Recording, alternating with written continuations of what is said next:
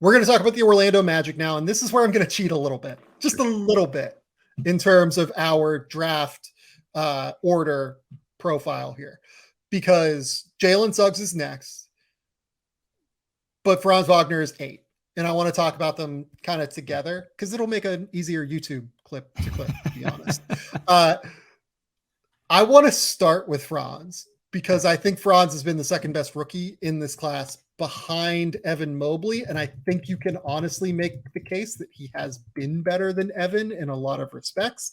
Franz Wagner is averaging 20 points, 4 rebounds, 3.5 assists, shooting 48.5% from the field, 35.1 from 3, 86.3 from the line. He has almost doubled his free throw rate from year 1 to year 2.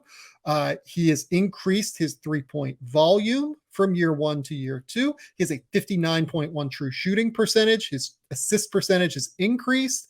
Overall, he has been an incredibly impactful offensive player to this point of his career as a 6'10" creator that can do a lot of different stuff. Yeah, just talented guy and never seems to force it, which is a rare skill for a young guy to have. The ability to score as much as he does without having a lot of games where you say, Franz was hunting that game. He was really trying to force those down the stretch. Oh boy, what is he doing trying to take those step back jumpers? Like everything for him is within the flow of offense. It makes sense. He's so good at knowing pre-catch when to shoot it, when to move it, or when to drive and get downhill. That's a feel that not really can be taught to a bunch of players. Like you just know when you're open and where you should go with the basketball before you catch it.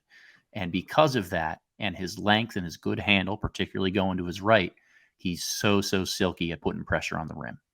And I think that's why his 2-point field goal percentage is as high as it is. Now, he's added some step backs, some mid-range pull-ups to his game this year that we didn't see too much as a rookie. But it's the ability to consistently create high-quality shots at the rim for himself. And he does that because he knows where to go with the basketball every single time he catches it. I'm blown away with the feel that a guy like Wagner has. Well, it's just really hard to overemphasize how hard it is to find guys that are 6'9" to 6'10" who can just do the sheer quantity of things that he can do. He can run ball screens. He can go out like in transition, grab and go and lead the break. He can, play in spot up situations, pump fake, drive, make a live dribble pass, or finish at the rim. He can just knock down shots at a 35% 3-point level clip. He makes passes on the move. He's a really good cutter.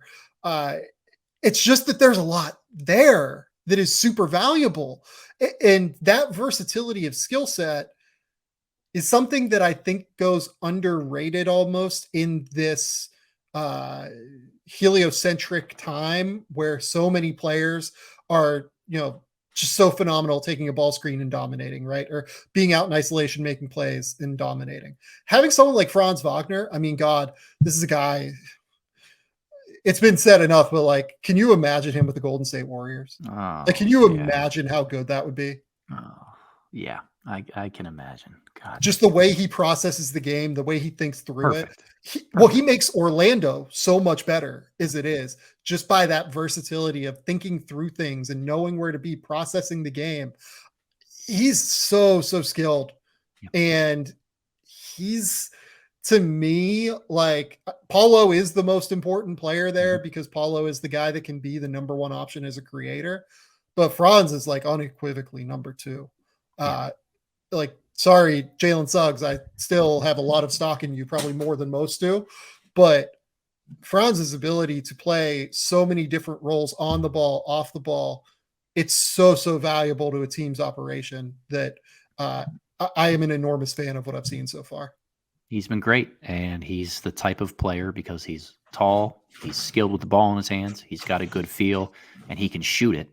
He's going to continually find a way to score 18 to 25 points a game, no matter what style of play the Magic have, who they have on their roster. Like, he's just always going to be that Mr. Dependable kind of guy. Well, let's talk about that, because we're talking about him as if he is like an off-ball, great complementary piece, Mr. Dependable type. I think his ceiling is like way higher than that. It can be, like, yeah. Yep. I think his ceiling is like, if he's like a 26 point per game scorer who's like 26, 6-6 at some point and is like a surefire all-star, that would not surprise me at all based on what we've seen. Like, he is going to continue to get stronger and continue to be able to take advantage of mismatches at a really high level on the ball as a creator, given all of the ball skills he already has. I don't know, man. Like, I think he's often talked about as like the clear number 2 option next to Paulo. He probably is that. But like, if you told me he's as good as Paulo at some point, like, I would buy that. He's gotten better every single time we've seen him. I think he's like basically Paulo's age too. Like, or no, he might be a year older. Yeah, he's a little older, he but played the 2 years in college. Yeah, right. He's a year older. But like, nonetheless, he's a stud, man. He's a stud. He is as important to the Orlando Magic as anybody that we've talked about thus far is their team, maybe with the slight exception of Mobley, just because of the defensive infrastructure that is needed. Where are you at on Franz's defense? Smart, good off-ball helper. I do think he gets leveraged sometimes by driving players, and I will be interested to see how it looks 3 years down the road when he gets stronger. Yeah, I'm curious to see what direction from a roster building standpoint the Magic go, if they lean into being super long across the board at different positions, if that's something that either helps or hinders Franz, like playing him more at the 2, so to speak, or just having super, super long guys on the floor that can help on that backside and always be there to recover. For what it's worth.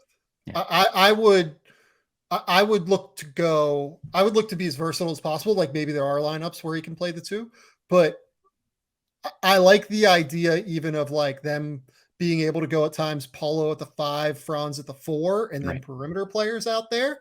I like the idea of them being able to go Franz at the 3, Paulo at the 4 with another big. I guess that you could go Franz at the 2 at times, and then like, who the hell knows what Jonathan Isaac is going to look like when he gets back. Like, if you could play Franz, Isaac, given Isaac's versatility defensively, with Paulo and Wendell Carter, like, that's interesting to me as well on some level. I don't know if there's enough playmaking out there for that. Like, Paulo and Franz are great, but like, I don't know if you can separate enough. You really need Jalen Suggs, I think, to hit a super high level as a separator to be able to do that. Yeah. And like transition, like, he's a great transition defender as it is, but I worry about like what their transition defense would look like that big. Really, really interesting player. Like, I think he's, for instance, like Gregory Castillo in the YouTube comments just said, like, interested to see if Franz plays a Jaylen Brown role next to Paulo or more of like a Derek White, Malcolm Brogdon role. I think he's way, way closer to Jaylen Brown. Like, way, way closer to Jaylen Brown than those other guys. Yep, totally agree.